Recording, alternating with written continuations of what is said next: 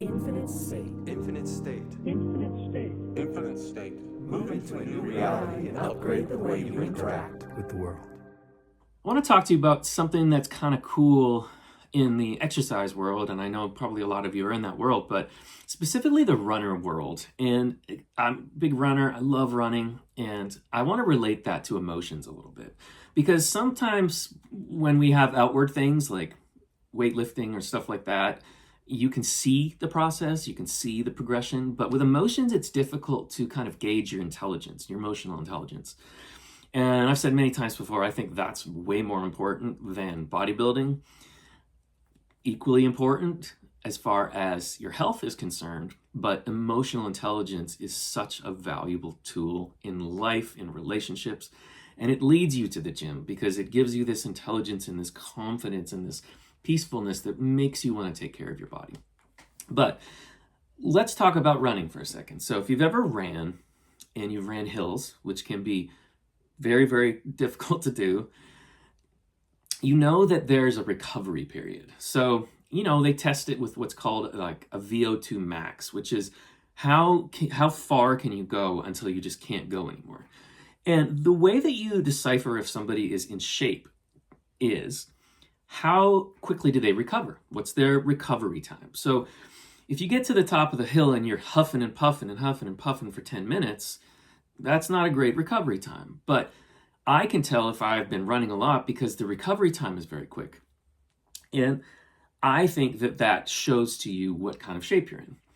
And it's really cool to relate that to emotions. So how do we relate it to emotions? Well, if we are triggered or if we have an emotion that we can't control that pops up, or an emotion that happens when your partner says something to you or your boss says something to you, if that emotion sits with you for like 24 hours, it needs to be looked at, it needs to be addressed, and you also need to understand that you are attached to the emotion, and maybe your recovery time when it comes to being triggered needs to be looked at.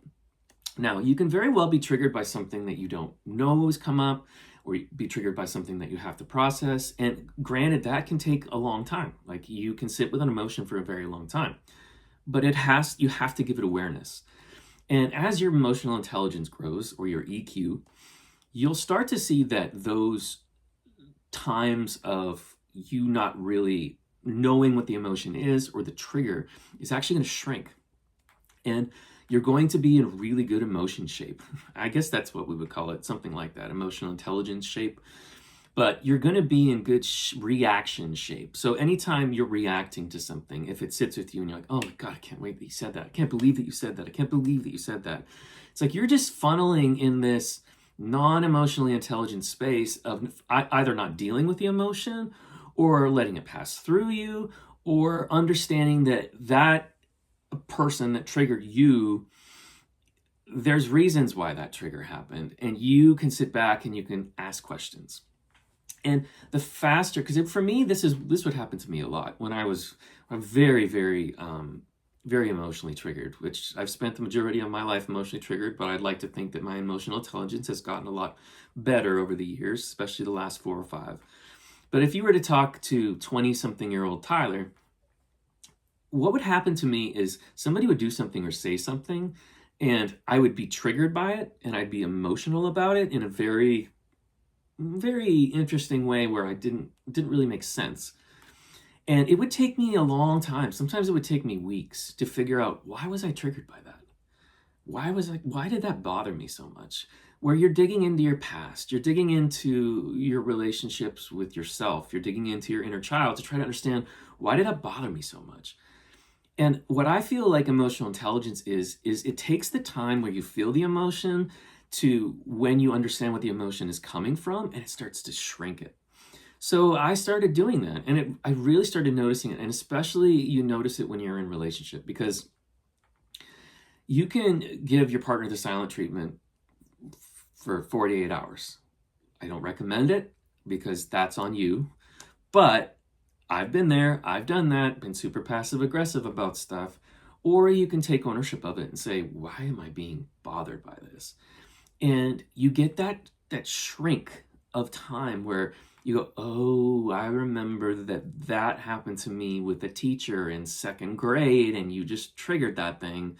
That time for me has gotten shorter to the place where now if I'm triggered in my marriage or my relationships to friends, that I can shorten that time. I can a lot of the times in that moment go, oof, I know exactly where that came from. Now it doesn't mean that it still doesn't happen where I have moments of, oh man, I don't know what that is, but it still happens. But what I notice now about it is a situation will trigger me and I'll have the moment of, I'm fine, I'm fine, I'm fine, I'm fine. And then I know in my head, I'm like, oof, that's a trigger that's gonna come back in a minute, or come back later tonight, or come back tomorrow. Like if something really bad happens to you and it triggers something inside of you. And then you have to just let it have space until it kind of, you've pushed it down enough until you go, okay, you can tell me what happened there. And then it rises to the top, an emotion comes out, and then you can start analyzing it. So really start to be aware of how long it takes for you to recover from being triggered, basically, or from feeling an emotion that may not rationally be happening in that moment. Like there's so many times where we've gotten angry or done something at something ridiculous. I mean, I've done that so much. I had my best friend in college one day. I was so like passive aggressive with the relationship that he ate the last piece of bread, and we call it the bread incident because I threw the bread and I did all these things, but it had nothing to do with the bread. It was because I was just emotionally like built up about our friendship or something going on with it. I don't even remember what it was, but I do remember throwing the bread. So don't have any bread incidents. That's the point, is see if you can circumvent that, but it doesn't happen overnight. You have to take time to really practice that. And just like it takes time to get in shape, to run, to have that VO2 max be better, to have that recovery be faster. Think about that with your emotions. Think about how you can practice and how you can work out your emotional muscle, your mindfulness muscle, I like to call it, to make it so that you aren't reactive. Because when you're not reactive from an irrational, or when you're reacting from an irrational place, not a lot of people want to hang out with that. And you come across as being unstable. You come across as being unpredictable. And we don't want to be predictable, but we also want to go through life and just not be triggered by everything. Trigger. Because I'm on this pendulum of joy, or pendulum of happy and sad and triggered. If you're getting triggered constantly, it definitely is an invitation to look in at your mindfulness muscle and start looking at how long your recovery time is from that trigger. And I think that that's just really going to make your relationships to friends, to your partner, to people you work with, it's just going to make them much, much more full of joy.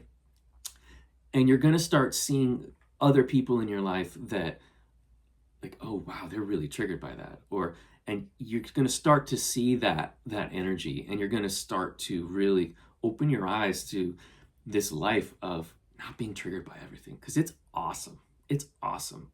But you have to start taking ownership of your emotions.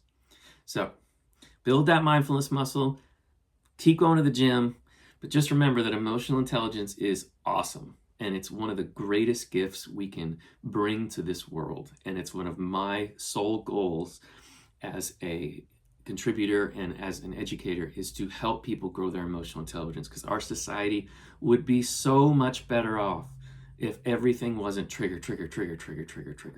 If everything was just, interesting, I wonder why that happened, and asking questions instead of being triggered. Build that muscle. I'll talk to you soon. Peace and love. Tyler Summers here. If you enjoyed that podcast or the content of that podcast, I would love it if you went to infinitestateapp.com. I've developed an app with powerful tools that took me from this guy with an oversized ego, depressed, victim, anxious, fearful, jealous, envious, reactive, pessimistic. I was an addict, to this guy. Unconditional love, loving others, feeling light, hopeful, joyful, energetic, purposeful, more emotionally intelligent, and learning from what the universe offers instead of being a victim. www.infinitestateapp. You'll be able to download for free this powerful tool. always free. And if you want, there's a premium subscription that gets you access to 170 plus meditations, 2+ hours of course content, and over 300 journal prompts, all to help you sleep better, relax, feel less anxious, less procrastination in your life, be more productive, have emotional release, trauma healing, addiction healing, and manifestation. And my favorite, emotional intelligence. So head to www.infinitestateapp.com and grow your mindfulness muscle with all of these powerful tools. Peace and love.